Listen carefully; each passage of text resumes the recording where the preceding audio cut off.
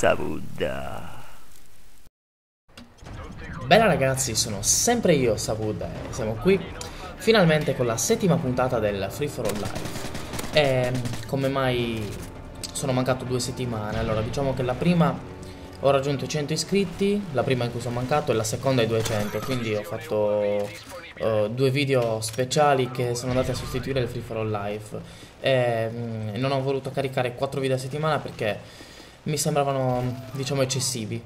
Forse non proprio per il canale, ma per il tempo che io posso dedicare. Non avevo tutto il tempo per fare 4 video. In questo video vi vorrei parlare di quello che in sostanza alla fine penso io, infine, di MV3 e di quali sono le mie speranze per il prossimo Black Ops 2.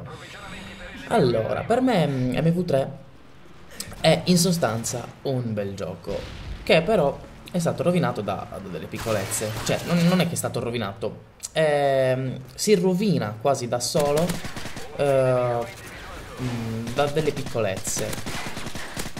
Diciamo che come premessa vorrei dire che in sostanza l'Activision fa bene a riproporre sempre un gioco abbastanza canonico, sempre dello stesso tipo, perché comunque questo è ciò che caratterizza COD da sempre, e diciamo che non ci si può discostare troppo da ciò che è sempre stato COD, perché altrimenti non si tratterebbe più di COD ma di un altro gioco. Si perderebbe ciò che caratterizza il brand, diciamo, il titolo. Sarebbe un altro gioco, quindi è giusto mantenere i perk, le ricompense uccisioni, diciamo anche conservare alcune armi da un gioco all'altro, come il P90 ce l'abbiamo da sempre. Il P90 è proprio l'arma che uso in questa puntata. Purtroppo la mappa, come vedete ragazzi, è di nuovo lockdown, però io, diciamo, faccio un tutti contro tutti, lo registro e mantengo quello. Diciamo che non è che li seleziono, cerco di mettere tutti contro tutti che faccio online. Dico online e non privati tra i miei amici. E dicevo, quali sono quelle piccolezze, allora, di cui vi ho parlato all'inizio, che secondo me portano alla rovina, tra virgolette, del gioco? Allora, innanzitutto c'è da dire che, a parte le piccolezze, c'è un altro fattore da considerare: il fatto che ci siano pochi miglioramenti del gioco da un titolo all'altro, da Call of Duty MV2 a MV3. Diciamo che la grafica è rimasta la stessa, l'ottimizzazione idem, e i requisiti per poter giocare a uno o all'altro sono praticamente gli stessi. Infatti non si trova un miglioramento dal punto di vista grafico, dal punto di vista del motore. Questo, diciamo che per me non è un guadagno. Non posso dire che è una perdita, perché non c'è alcun tipo di perdita, però non è un guadagno. Intanto qua vedete diciamo, speriamo che non laghi troppo, ma comunque la partita non laggava. Diciamo che io registro direttamente dal cinema, che lagga meno, perché io non ho un computer potentissimo, e quindi quando registro e mentre si svolge la partita nel cinema o addirittura in live c'è il rischio che il video possa laggare. Con questo approfitto per dire che il cinema secondo me invece è un guadagno, perché comunque, nonostante fosse stato introdotto in Black Ops, comunque è un guadagno, perché può permettere a giocatori come me di registrare le partite e nonostante non si abbia un computer perfetto. Quindi, ritornando a quelle piccolezze che secondo me possono rovinare il gioco, per me sono, ne ho parlato in precedenza, alcune armi sgravate, alcuni perk sgravati e alcune ricompense assurde. Ma perché queste cose vanno a rovinare il gioco?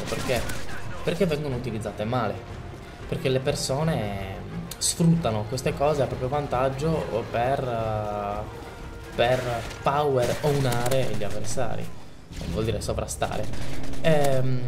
Chi non lo farebbe? Cioè, diciamo, quando hai la possibilità di usare un'arma più potente, chi è che non la userebbe?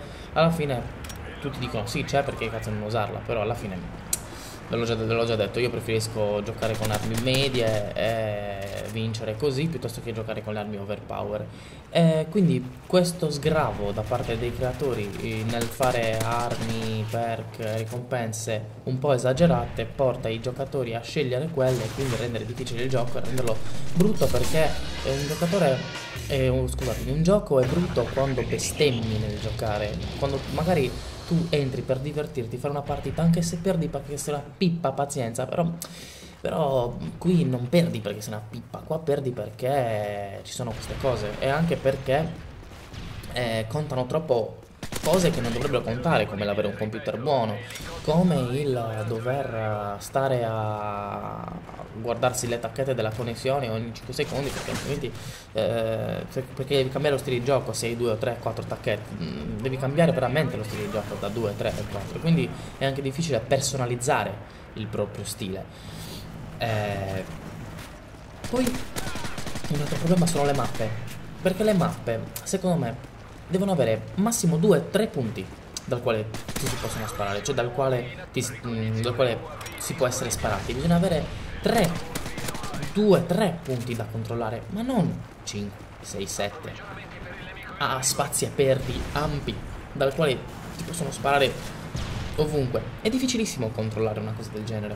Ed è per questo anche che a volte in MV3 si rischia di rimanere fissi in uno stesso luogo per tutta la partita, perché girare risulta impossibile.